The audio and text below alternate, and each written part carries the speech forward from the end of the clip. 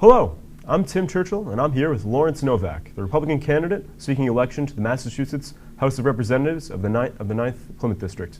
As of right now, the general election is set on November 5th. Mr. Novak, thank you for being here today. Well, thank you for asking me, and it was a pleasure to come. It's interesting to talk about ideas. And one of my major ideas, which I'm going to beat you to the punch, is that senior citizens should be given a tax break in Massachusetts, a substantial one. We are spending over $1 billion to house illegal immigrants that have no standing. And if you gave that to seniors, there's an exodus out of the state. When I was young, there were 5 more congressional districts. We had 14. We are down to 9. 85,000 people a year leaving Massachusetts. And it's over the cost of living. It's very expensive to live here. And what we should do is find a plan to keep seniors in their homes. And the biggest burden they have is paying tax bills. They escalate every year. 2.5, keeps going up every year. The appreciation in the value goes up. And they leave the state. They don't stay here. We are seeing it, the decline. We saw the decline in Detroit. We saw the decline in Flint, Michigan. They become ghost towns after a while because the people cannot afford to maintain their homes.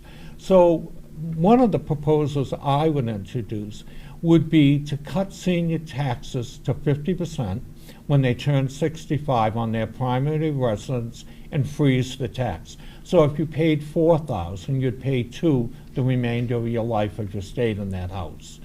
It would encourage it. They would say, oh, that's crazy, we don't have the money, but we're spending for 11 months, we've spent over $1 billion housing illegal immigrants. And we are the only state that has the right to shelter law. Massachusetts simply can't afford it. And it's impacting on the things. There are things that schools need, new textbooks, new computers, some of the colleges. And all that resources are going to house people that have never paid taxes here, never lived here, and coming to the United States. That is morally wrong, and it's bankrupt. For anyone watching who doesn't know you, could you tell us a little about yourself? Okay. I went to law school, at George Mason Law School. I have an MBA, a Master's in Public Administration from Ball State, and a BS from Bentley College in accounting. Sure. I have been active. I was the vice chairman of the Republican Party in the state, the treasurer of the Republican Party in the state, and it's an overwhelming Democratic state. But any state that doesn't have a competitive two-party system lacks ideas. I live in Brockton, and I ask you, Tim, is Brockton since 1974, it's been all Democratic almost, is it better to live in that town than it was in 1974? And the answer is no. You have unpaved and unclean sidewalks, graffiti. You had one of the best school systems in the country going to the bottom now. Ranking. You have millions of dollars missing with no oversight and no accountability. If there was a strong two-party system, there'd be some accountability. Where and how was that money spent with no authorization? What is it, 18 million now they missed? How could you miss $18 million? It talks about the competency of the people in charge. Where were the budget checks? What was being done? You look around and if you question things, there's got to be answers. We look at the cost of living now. Go to the cost of living. Since Trump left office, it costs your parents, you, $1,000 a month more to maintain the same cost of living. The same standard of living. That is a huge increase in 4 years. And most people don't have the affordability. We can certainly come back to that. As you're running for the position, could you tell us a little bit about the roles and responsibilities of a state rep? A state rep is the person that the people in the communities would go to sponsor legislation, fix problems, and get aid to the communities. It would help with case working when somebody has a problem with state government. It would also articulate where the state should go. And as I said, my major pitch will be on the senior tax reduction on real estate taxes. So you'd say that's what made you decide to run for state rep? Well, I think that Massachusetts deserves and should have a two-party system. It presently doesn't. There are 4 Republican state senators out of 40. There are 25 out of 160 state reps. There is 1 independent, and in the House of Representatives, no independent unenrolled in the state Senate. I think that ideas come from compromise, working together, and they come out with better compromises. Most of the major legislation was passed under Republicans in Massachusetts for years, you know, to get things moving. Look at the roadways, they're all falling apart everywhere. You go ride in Brockton, the streets all need to be repaved. They're all falling apart. Well, regarding Republican legislation, how's your campaign been going so far? What are you hearing from the residents? I'm first on the ballot. I've knocked on every door almost in West Bridgewater and Easton, in East Bridgewater. I will hit Brockton on the 15th. I get a good response. It's a 3-way race, which changes the dynamics. When you're first on the ballot, it's worth 4 to 6 points. You know, people don't know anybody. I've been involved for years. Can you tell me one thing we have that they've done? I mean, my family doesn't work for the city government. My family has no interest in promoting city, you know, people in city government. Her entire family works for the city. She's never held a job, the Democrat, in private industry, ever. And those are alarming features. We shouldn't bring a class of people that have never worked in private industry to understand the ups and downs of private industry. I was a lawyer. And it's very difficult when you're hustling pay to pay employees, stationery, books. You have to experience to go through it. Well, regarding that point, that leads me to my next question. What changes would you like to see in Massachusetts in the next 5 years? I would like to see a competitive two-party system. I would like to see the Senior Citizens Tax Reduction Act.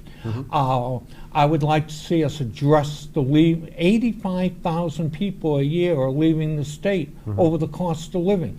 Something must be done to address that. I think that community colleges should probably be free. And individuals should be able to go to them.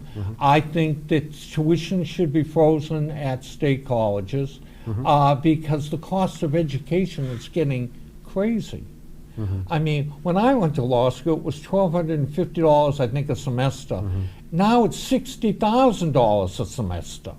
I mean, tell me that the cost of living hasn't gone that dramatic in all those years. So I would address those issues. I would address the repaving of some of the streets and looking at the flow of the pattern. What is the traffic alternatives? We have a problem that's going to start merging, the unfunded pension liabilities. Who's going to pay for that? I mean, it isn't like there's piles of money left. There aren't. People don't have it. Right. And as you mentioned multiple times, you know, housing prices are a problem. What would you do as a state rep to address the cost of residence? I think you would have to address it in looking at alternative programs. The energy costs is, we were energy independent under Trump. We are not anymore. Biden ended all the pumping in the country. Now, his argument was it was going to pollute the atmosphere. Well, there is a problem, but ending it created other problems. Electric cars are not the solution because they only go 350 miles and the battery dies. I wear a hearing aid and the battery dies all the time. You always got to address those things. So you have to address in a long-term problem. I would end paying over $1 billion for illegal immigrants. The right to housing is only offered in Massachusetts, the right to shelter. Yeah. We simply cannot afford it. So that also leads me to my next question. What can be done about the migrant crisis in Massachusetts? It's becoming alarming. The governors are trying to address it, but she's mandated to do certain things. I think the legislature's got to change the policy that they cannot come and be given free housing. Where are you going to put them? I mean, we're taking over buildings. The Taunton, I think it's the Holiday Inn, it's totally taken over. I mean, it's not the way to go. It's not going to, in the long run, it will eventually end, and then they'll be out of business. So it's not the solution to the problem, it's a temporary fix. I think you have to address it. I think there has to be limitations placed on it. I think during the crisis, you asked me, I would have suspended the gas tax. They didn't suspend the gas tax. I think it's very important that a Massachusetts citizen be given priority for housing and a veteran over an illegal immigrant. The Democrats did not do that. They denied the right for they said that illegal immigrants should be given preference over everyone. Well, our illegal immigrants have never paid taxes in Massachusetts. They are burdening the health system. They have become a burden on the school system. You bring additional 100 students in West Bridgewater, who's going to pay for them? There's limited amounts of the pie. You need more police. You see the problems in Colorado that were highlighted. We need to address these situations.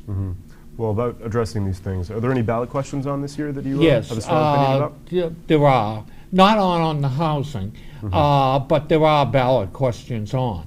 There's question 1 through 4. And one is, do you think the right to have mandatory testing to graduate from high school? There was Question 2, yes. Yeah, question 2. I favor that. When I was chairman of Massasoit, I saw numerous students coming in that could not write, could not spell, and they had difficulty with reading. So the school set up a program to address those. But that's resources that could go to other students, and that isn't right. So I think that the testing should stay. It's a rule, and it's test the ability of a teacher if he's communicating. When I went to school, sometimes we had terrible teachers and they didn't do anything. And they were never reviewed in those days. This brings them up for review. Right. It brings up the institutions for review. If you're elected and you had your choice of committees to be assigned to, what would you choose? I would ask for Ways and Means. That's where the allocation of resources goes. Right. Judiciary. I think that we need to revamp some of our criminal justice system. It's weak. I'm not looking to throw the book at it or anything. I'm trying to make it more fair. We have to address some of the issues. We spend a lot of time on minor stuff and not on major stuff. And I think the opium crisis is a problem. And it needs to be addressed in a major role. What would you most like voters to know about you before November 5th? Well, I'm a hard worker. I've always believed that you can make a difference. I've always believed in helping individuals. I've always believed that there should be a two-party system in Massachusetts. I never went in and voted one party all my whole life. I went in and looked at the person and tried to make a difference and help society. I think collective ideas of working together builds better legislation. And some of the legislation we have is outdated and should be taken off the books. If anyone wants to know more about your campaign, where can they go to find out? www.LarryNovakForStateRep.com. All right. Are there any closing remarks you'd like to add? My only closing thought is for the seniors, you've done your fair share. It's time that the state step forward and help them. If we failed our seniors, we're failing the next generation too. Someday you'll be a senior citizen and have to have these burdens placed on you. Remember, it's our own people that have paid for years that need help. And we must stop the exodus out of Massachusetts. 85,000 people, they're moving all down south.